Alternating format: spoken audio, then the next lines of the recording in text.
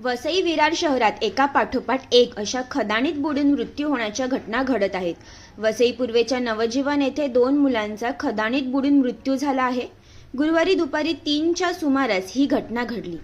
नसीम रियाज अहमद चौधरी, सोपान सुनील चव्हाण अशी या मृत्यू झालेल्या मुलांची नावे आहेत। वसई पूर्वेच्या नवजीवन परिसरातील खदाणी आहेत। पावसाळा असल्याने या खदाणी पाण्याने भरून गेल्या आहेत। गुरुवारी दुपारी गांगडीपाडा येथे राहणाऱ्या 4 ते 5 जणांचा ग्रुप अंघोळीसाठी खदाणीत गेले होते। अंघोळ करताना नसीम आणि सोपान या दोघांना पाण्याचा अंदाज न आल्याने खदाणीत बुडाले।